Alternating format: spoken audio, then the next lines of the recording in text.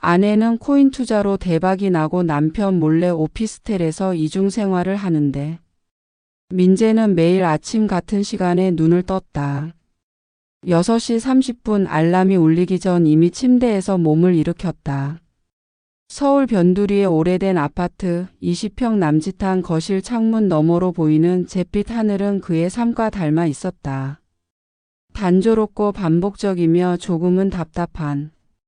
그는 침대 옆에 놓인 낡은 나무 책상에 앉아 커피를 홀짝이며 하루를 시작했다.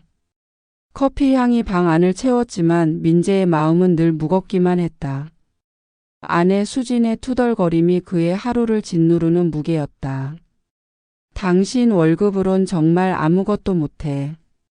수진은 어젯밤에도 그렇게 말했다. 저녁 식탁에서 민재가 조심스레 꺼낸 가족 여행 이야기에 그녀는 코웃음을 치며 고개를 저었다. 돈이 없는데 어딜 가? 우리 생활비도 빠듯한데. 그녀의 목소리는 날카로웠고 민재는 말없이 밥을 입에 넣었다. 수진의 말은 칼날처럼 그의 자존심을 베었다. 민재는 중견 건설사의 대리였다. 월급은 평균보다 조금 나았지만 서울 물가 앞에선 늘 부족했다. 수진도 맞벌이로 일했지만 그녀의 수입은 늘 모호했다. 코인 투자로 돈 좀 벌었어라며 웃던 그녀의 말은 민재에게 유일한 위안이었다. 하지만 그 돈은 어디로 갔을까? 민재는 그 말을 농담이라고 생각했다. 수진은 명품 옷이나 화려한 장신구를 사지 않았다. 외모에도 별 신경을 쓰지 않는 듯 했다. 그녀의 옷장은 여전히 몇 년 전 입던 평범한 옷들로 채워져 있었다. 민재는 커피 잔을 내려놓고 거실로 나왔다. 수진은 이미 출근 준비를 하고 있었다. 그녀는 거울 앞에서 머리를 묶으며 짜증 섞인 목소리로 말했다. 오늘 좀 늦을 거야. 회사에서 자료 정리해야 해서. 민재는 고개를 끄덕였지만 속으론 의문이 스쳤다. 수진은 최근 들어 야근이 잦았다. 그녀가 다니는 중소 IT 기업은 그렇게 바쁜 곳이 아니었는데. 민재는 묻고 싶었지만 입을 다물었다. 수진의 날카로운 반응이 두려웠다. 왜 자꾸 캐물어? 그녀는 늘 그렇게 쏘아붙였다. 그날 오후 민재는 회사에서 점심시간에 동료들과 이야기를 나누다 우연히 수진의 이름을 들었다. 야, 너네 마누라 코인 투자로 대박 났다며? 부럽다 진짜.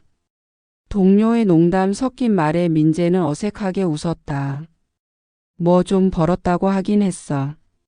하지만 속으론 혼란이 일었다. 수진이 정말 큰 돈을 벌었다면 왜 그들은 여전히 이 낡은 아파트에서 늘 돈이 부족하다며 다투는 걸까? 민재는 수진이 말하지 않는 무언가가 있다고 느꼈다. 그녀의 태도, 퉁명스러운 말투, 그리고 자주 바뀌는 핸드폰 잠금 패턴. 모든 게 미심쩍었다. 저녁 민재는 집에 돌아와 수진의 핸드백을 보았다. 그녀가 샤워 중이라 잠시 방심한 틈이었다.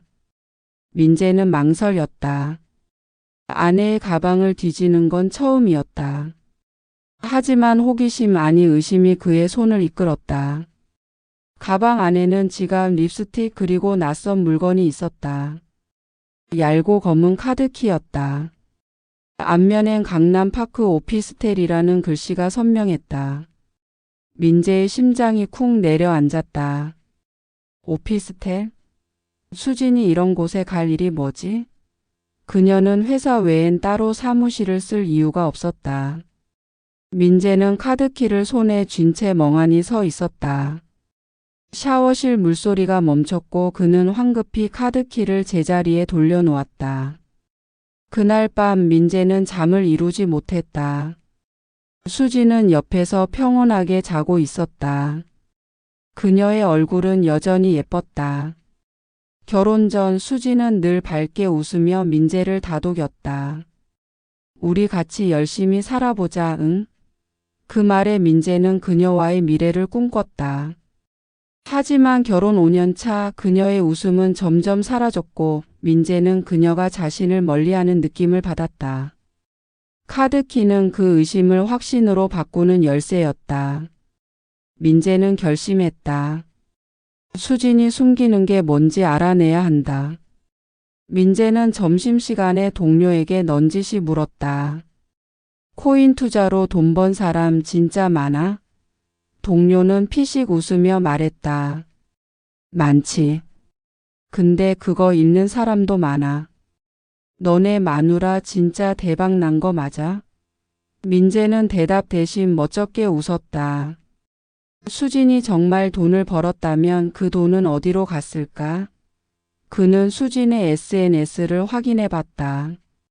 그녀는 최근 몇 달간 아무것도 올리지 않았다.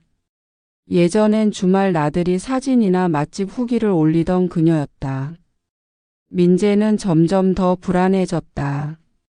수진은 어디서 무엇을 하고 있는 걸까? 그날 저녁 민재는 수진에게 조심스레 물었다. 여보, 요즘 회사 바빠? 자꾸 늦게 들어오네. 수진은 TV를 보며 건성으로 대답했다. 응, 프로젝트 때문에 정신없어. 그녀의 눈은 화면에 고정되어 있었다. 민재는 더 묻고 싶었지만 그녀의 차가운 태도에 입을 다물었다. 그 순간 민재의 머릿속에 카드키가 떠올랐다. 그는 결심했다. 수진을 미행해야 한다. 그녀가 숨기는 게 뭔지, 그 오피스텔이 뭔지 알아내야 한다. 민재는 침대에 누워 천장을 바라보며 생각했다. 수진아, 너 대체 무슨 비밀을 숨기고 있는 거야? 민재는 잠을 이루지 못한 밤을 보낸 뒤 아침을 맞았다. 눈밑이 거뭇거뭇했고 머릿속은 어젯밤 발견한 카드키로 가득했다. 강남파크 오피스텔이라는 글씨가 그의 뇌리에 박혀 떠나지 않았다. 수진은 여전히 아침을 준비하며 평온한 척했다. 오늘 좀 바빠서 정신없을 거야. 그녀는 거울 앞에서 머리를 묶으며 말했다. 민재는 고개를 끄덕였지만 속으론 그녀의 말이 진실인지 의심했다. 수진의 목소리는 평소처럼 퉁명스러웠지만 어딘가 초조해 보였다. 그녀가 평소보다 립스틱을 꼼꼼히 바르는 모습이 민재의 눈에 들어왔다. 왜 저렇게 신경 쓰지? 그는 속으로 중얼거렸다. 민재는 회사로 가는 버스 안에서 스마트폰을 꺼내 들었다. 어젯밤 찍은 카드키 사진을 다시 확인했다. 얇은 플라스틱 카드에 새겨진 주소와 로고. 그는 검색창에 강남파크 오피스텔을 입력했다. 화면에 뜬 정보는 그의 불안을 증폭시켰다. 고급 주거용 오피스텔, 월세 250만 원부터 시작, 보증금은 최소 5천만 원. 민재의 연봉으론 상상도 못할 금액이었다. 수진이 코인 투자로 돈을 벌었다고 했지만 그 정도 돈을 벌었다면 왜 자신에게 전혀 말하지 않았을까? 그는 버스 창문에 비친 자신의 얼굴을 보며 한숨을 내쉬었다. 피곤한 눈, 잔주름이 늘어가는 이마. 그는 자신이 초라하게 느껴졌다. 회사에 도착해도 민재의 머릿속은 온통 수진과 카드키로 가득했다. 점심시간 동료들과의 대화에서도 집중하지 못했다. 민재, 요즘 왜 이렇게 멍해? 무슨 일 있어? 동료 민수가 농담처럼 물었다. 민재는 어색하게 웃으며 그냥 좀 피곤해서라고 얼버무렸다. 하지만 민수의 말이 계속 맴돌았다. 너네 마누라 코인으로 대박 났다며? 부럽네 진짜. 민재는 그 말에 가슴이 철렁했다. 수진이 정말 큰 돈을 벌었다면 그 돈은 어디로 간 걸까? 그녀는 왜 늘 돈이 없다고 투덜대는 걸까? 민재는 점점 더 확신이 들었다. 수진은 무언가를 숨기고 있다. 그날 오후 민재는 수진의 핸드폰을 확인하기로 마음먹었다. 그녀가 샤워하는 동안 그는 거실에 놓인 그녀의 핸드백을 다시 열었다. 카드키는 여전히 거기 있었다. 그는 가방을 뒤지다 수진의 스마트폰을 발견했다. 잠금화면은 비밀번호로 바뀌어 있었다. 민재는 수진의 생일, 결혼기념일, 심지어 자신의 생일까지 입력해봤지만 소용없었다. 대체 왜 이렇게 자주 비밀번호를 바꾸는 거야? 그는 짜증과 불안이 뒤섞인 감정에 휩싸였다. 수진이 샤워실에서 나오는 소리가 들리자 그는 황급히 폰을 제자리에 돌려놓았다. 저녁 식사 시간, 민재는 조심스레 수진에게 물었다. 여보, 요즘 회사에서 무슨 프로젝트 하는 거야? 자꾸 늦게 들어오네.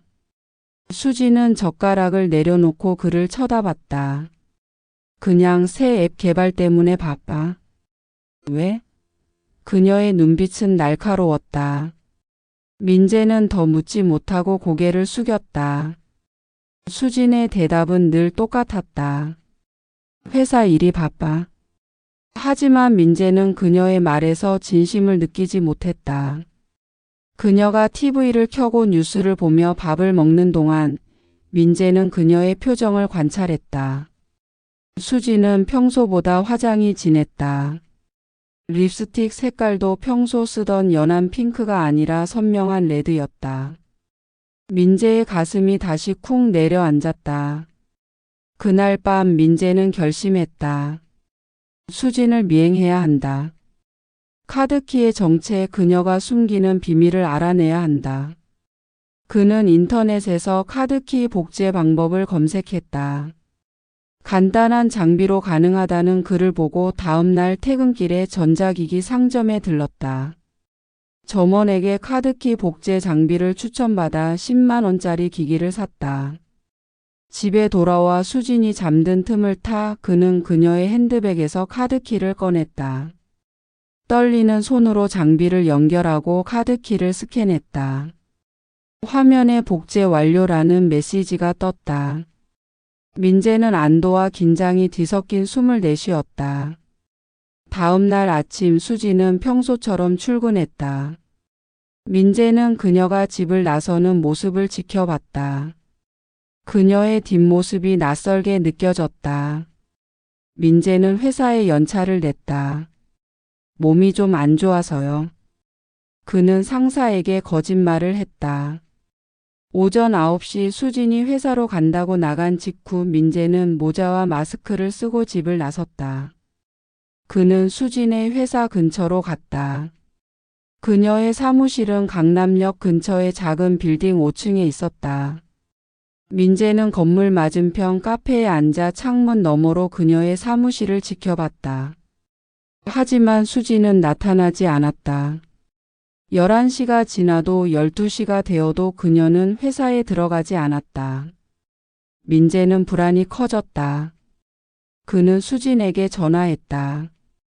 여보, 회사 잘 갔어? 수진은 잠시 머뭇거리다 대답했다. 응, 지금 자료 정리하느라 정신없어. 그녀의 목소리는 평소와 다를 바 없었다. 하지만 민재는 그녀가 거짓말하고 있음을 직감했다. 그는 카페를 나와 강남역 거리를 헤맸다. 수진이 어디로 갔을까? 그는 카드키에 적힌 주소를 떠올렸다. 강남파크 오피스텔. 그는 지도 앱을 켜고 주소를 입력했다. 오피스텔은 강남역에서 도보 10분 거리에 있었다. 민재는 빠른 걸음으로 오피스텔로 향했다. 고층 빌딩의 유리 외관이 햇빛에 반짝였다. 그는 로비 앞에서 멈췄다. 수진이 이곳에 있을까? 그는 복제한 카드키를 손에 쥐었다. 하지만 들어가기엔 너무 위험했다. 누군가 그를 볼 수도 있었다. 그는 건물 맞은편 벤치에 앉아 오피스텔 입구를 지켜봤다. 30분쯤 지났을까 익숙한 실루엣이 눈에 들어왔다. 수진이었다.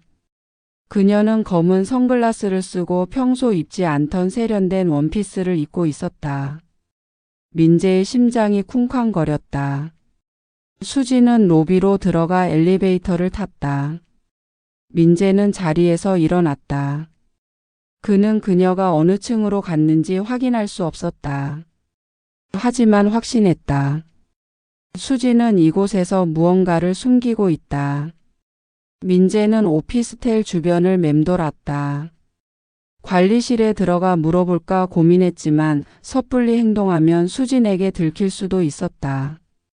그는 카페로 돌아가 커피를 시키고 앉았다.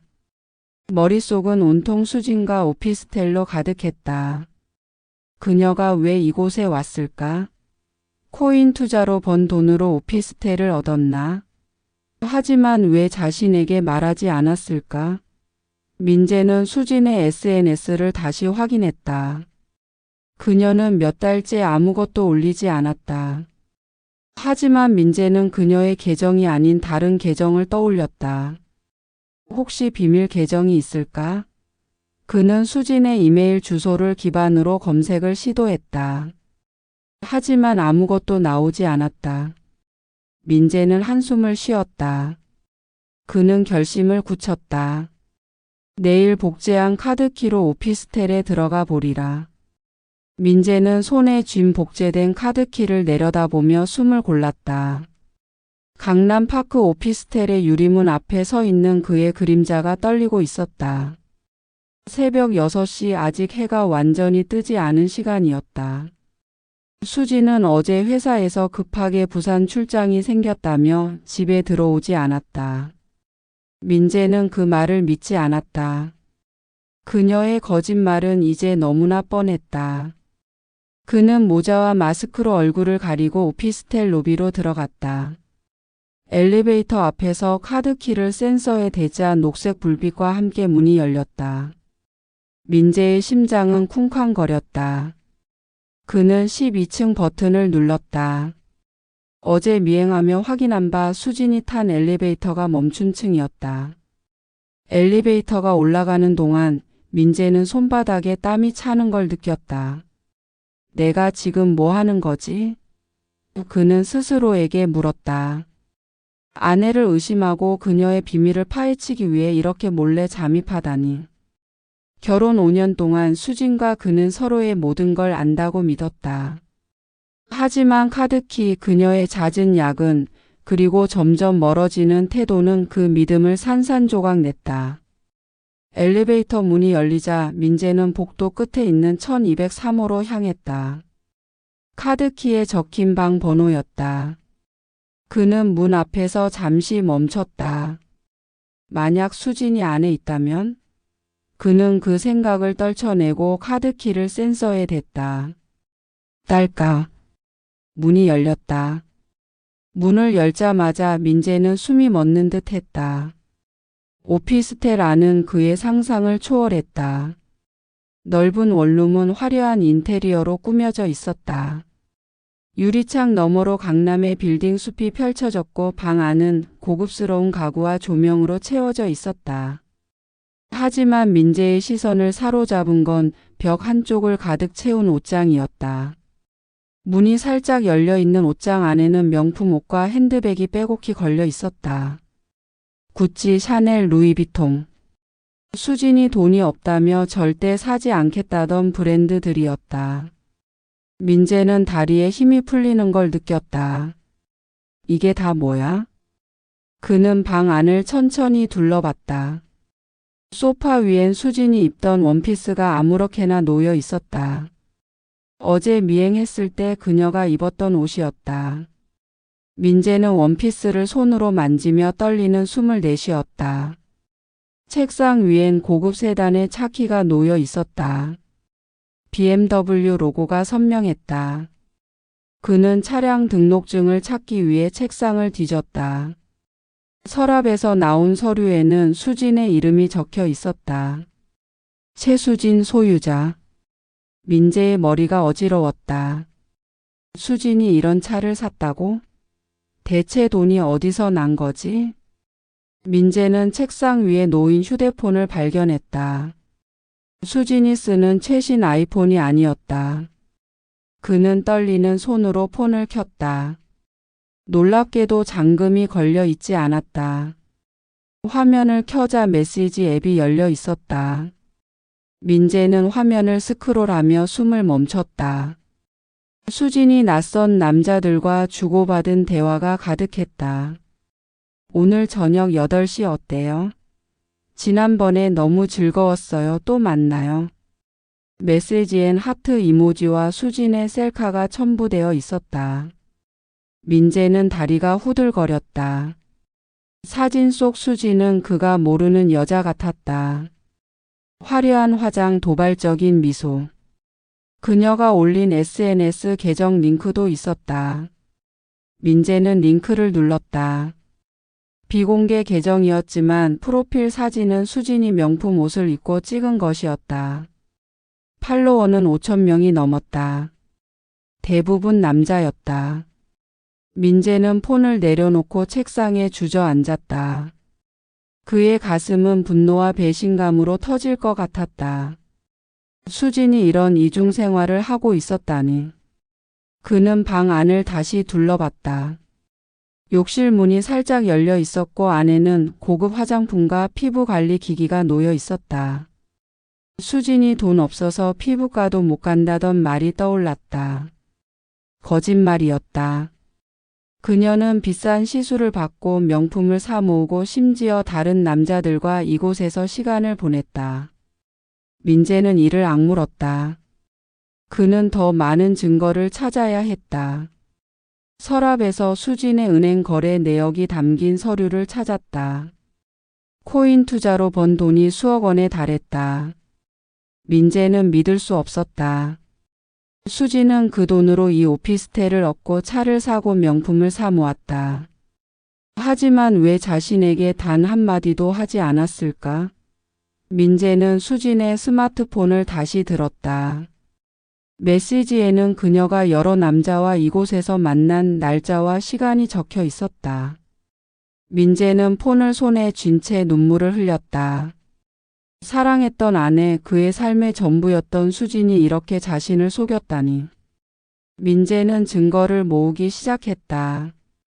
그는 스마트폰의 메시지를 스크린샷으로 찍고 명품 옷과 핸드백, 차키, 은행 서류를 사진으로 남겼다.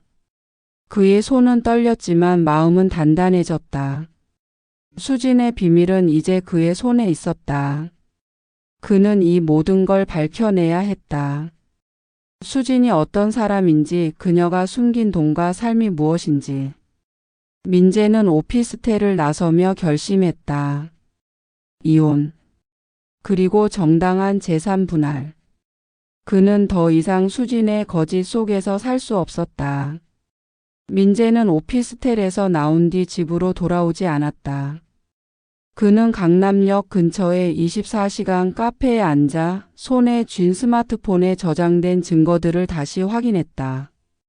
수진의 비밀 계정, 낯선 남자들과 주고받은 메시지, 명품 옷과 핸드백 사진, BMW 차키와 차량 등록증, 그리고 은행 거래 내역. 수진이 코인 투자로 번 돈이 수억 원에 달한다는 사실은 민재의 머리를 혼란으로 몰아넣었다.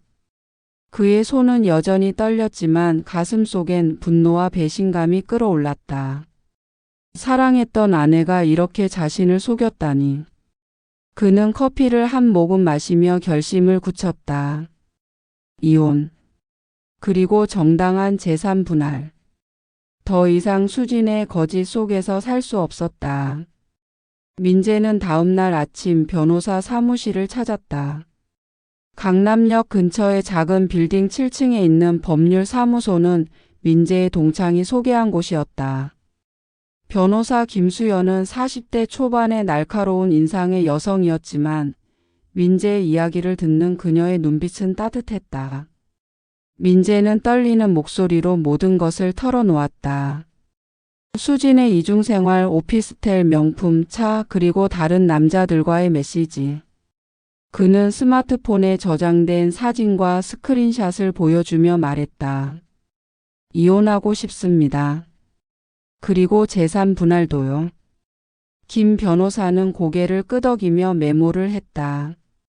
증거가 확실하군요. 이 정도면 이혼 소송과 재산 분할 청구에서 유리한 위치를 점할 수 있습니다. 그녀는 민재에게 필요한 서류와 절차를 설명했다. 민재는 그녀의 말을 들으며 마음이 무거워졌다. 결혼 5년 수진과 함께한 시간이 주마등처럼 스쳐갔다. 하지만 이제 돌아갈 수 없었다. 민재는 변호사의 조언대로 증거를 체계적으로 정리했다. 그는 오피스텔에서 찍은 사진을 프린트하고 수진의 비밀 계정에서 캡처한 게시물과 메시지를 정리했다. 관리인의 증언도 녹음 파일로 남겼다. 그는 수진이 이 모든 것을 부정할 수 없도록 철저히 준비했다. 하지만 마음 한구석에선 여전히 망설였다. 정말 수진과 끝내야 하는 걸까? 그는 밤늦게까지 카페에 앉아 수진과의 추억을 떠올렸다. 결혼 전 수진이 그의 손을 잡고 우리 같이 행복해지자며 웃던 모습. 하지만 그 웃음은 이제 거짓으로만 보였다. 며칠 뒤 출장에서 돌아온 수진은 여느 때처럼 퉁명스러운 표정으로 집에 들어왔다. 무슨 출장이 왜 이렇게 길어? 민재는 조용히 물었다. 수진은 짜증 섞인 목소리로 대답했다. 무슨 상관이야, 뭘 자꾸 캐묻는 거야? 그녀의 말투는 날카로웠지만 민재는 더 이상 물러서지 않았다. 그는 테이블 위에 준비한 증거 사진을 꺼냈다. 오피스텔 내부 명품 옷, 차키 그리고 그녀의 비밀 계정 스크린샷. 수진의 얼굴이 굳어졌다. 이게 뭐야? 그녀의 목소리가 떨렸다. 민재는 차분히 말했다. 강남파크 오피스텔. 내가 거기서 뭘 했는지 다 알아. 수진은 처음엔 발뺌했다. 그냥 투자로 번 돈으로 오피스텔 얻은 거야. 뭐가 문제야? 하지만 민재가 메시지 스크린샷을 보여주자 그녀는 더 이상 말을 잇지 못했다. 너 내 폰을 뒤졌어? 수진의 눈이 커졌다. 민재는 고개를 끄덕였다. 내가 숨긴 게 뭔지 알아야 했어. 이혼하자, 수진. 그의 목소리는 단호했다. 수진은 한동안 말을 잃은 채 민재를 바라봤다. 그녀의 눈엔 분노와 두려움이 뒤섞여 있었다. 이혼? 진짜로? 수진은 떨리는 목소리로 물었다. 민재는 고개를 끄덕였다.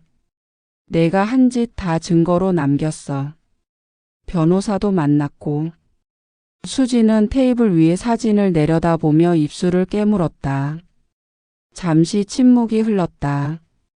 그러더니 그녀가 낮은 목소리로 말했다. 좋아. 이혼하자. 하지만 한 가지 조건이 있어. 민재는 그녀를 쳐다봤다. 조건? 수진은 고개를 들며 말했다.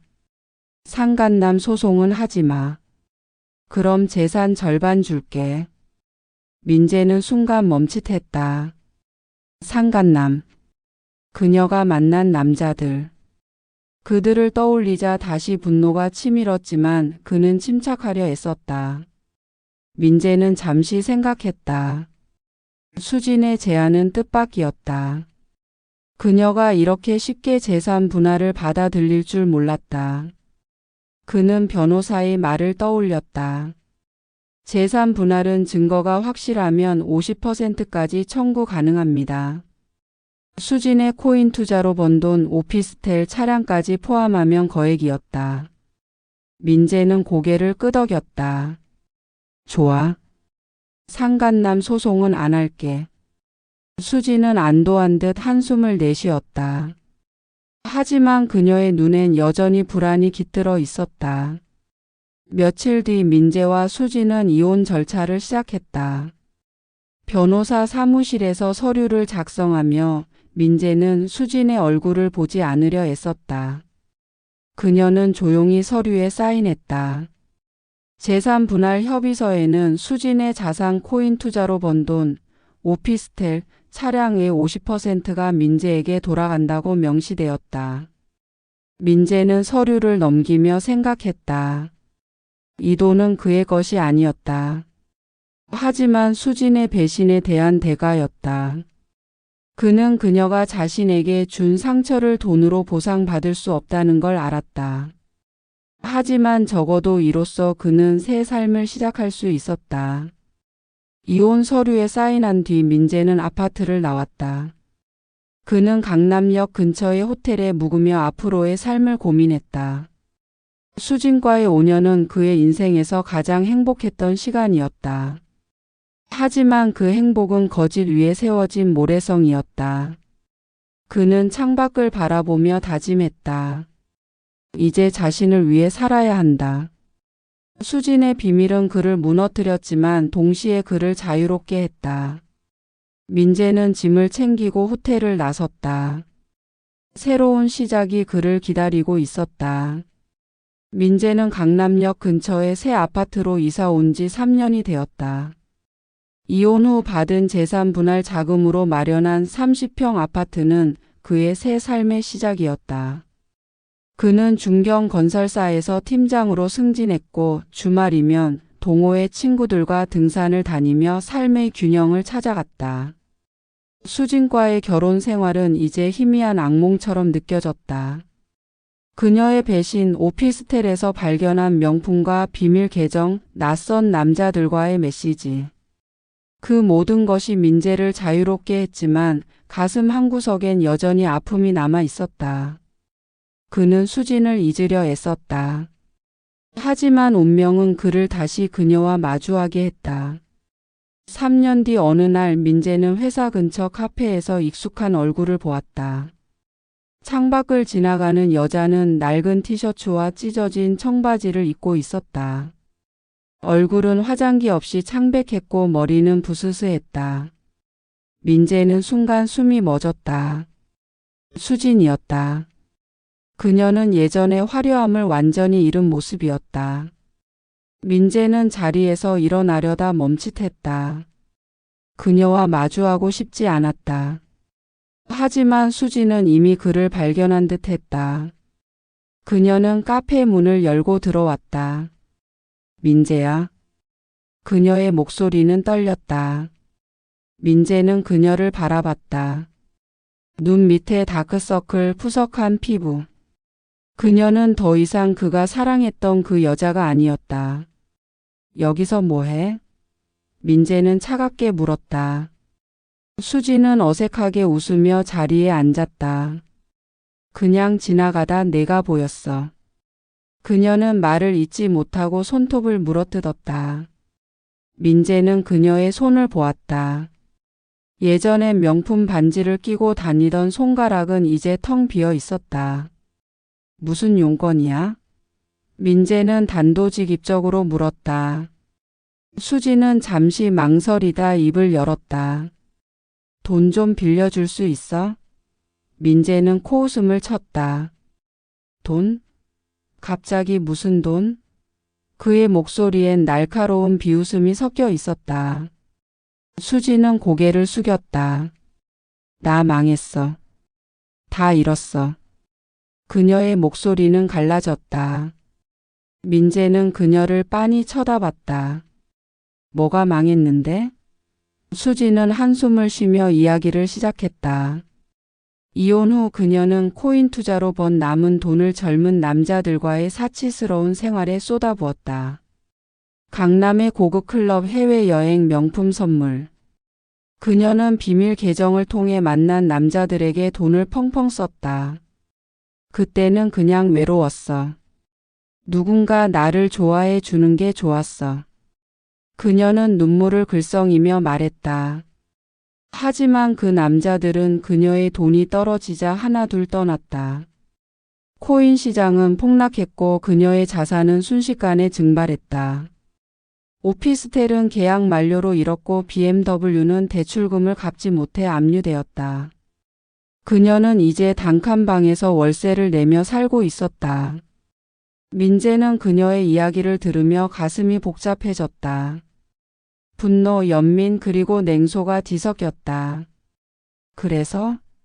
나한테 왜 온 거야? 그는 차갑게 물었다. 수지는 떨리는 손으로 테이블을 짚으며 말했다. 당신이 가져간 돈, 그 재산 분할한 거. 그거 돌려줘. 그거라도 있으면 나 다시 시작할 수 있어. 민재는 순간 할 말을 잃었다. 그녀의 뻔뻔함에 기가 찼다. 돌려줘? 그게 내 돈이야? 그의 목소리가 높아졌다. 그 돈은 내가 내 배신에 대한 대가로 받은 거야. 내가 오피스텔에서 남자들 만나며 놀 때 내가 얼마나 무너졌는지 알아? 수지는 울먹이며 애원했다. 제발 민재야. 나 지금 정말 아무것도 없어. 거지나 다름없어. 그녀는 테이블에 엎드려 흐느꼈다. 카페 안의 사람들이 그들을 힐끔거렸다. 민재는 그녀를 바라보며 이를 악물었다. 그녀의 눈물은 진심일지도 모른다. 하지만 그는 더 이상 그녀에게 끌려다닐 수 없었다. 수진, 너 스스로 망한 거야. 내가 왜 너를 도와야 해? 그는 단호하게 말했다. 수진은 고개를 들고 그를 쳐다봤다. 당신 이렇게까지 차갑게 굴 거야? 그녀의 목소리는 분노와 절망이 섞여 있었다. 민재는 자리에서 일어났다. 너한테 줄 돈은 단 1원도 없어. 다시는 나 찾아오지 마. 그는 지갑에서 10,000원짜리 지폐를 꺼내 테이블에 놓았다. 커피값이나 내. 그는 카페를 나왔다. 수지는 테이블에 엎드린 채 흐느꼈다. 민재는 뒤돌아보지 않았다. 강남역의 번잡한 거리를 걸으며 그는 가슴이 무거웠지만 동시에 홀가분했다.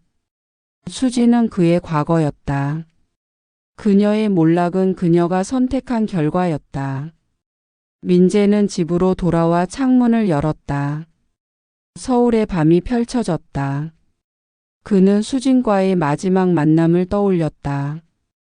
그녀의 창백한 얼굴, 낡은 옷차림, 절망에 찬 눈빛. 그는 그녀를 연민했지만 그 연민은 더 이상 사랑이 아니었다. 그는 새 삶을 살아가고 있었다. 동호회에서 만난 사람들, 회사에서 쌓아가는 경력, 그리고 자신을 위한 시간. 그는 이제 수진의 그림자에서 벗어났다. 수진이 돈을 탕진하고 거지가 된 것은 그녀의 선택이었다. 민재는 전화기를 들고 동호회 단체 채팅방에 메시지를 보냈다. 이번 주말 등산 갈 사람? 그는 미소 지으며 전송 버튼을 눌렀다. 그날 밤 민재는 오랜만에 깊은 잠을 잤다.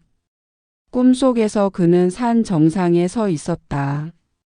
바람이 그의 얼굴을 스치며 지나갔다. 수진의 모습은 더 이상 그의 꿈에 나오지 않았다. 그는 자유였다.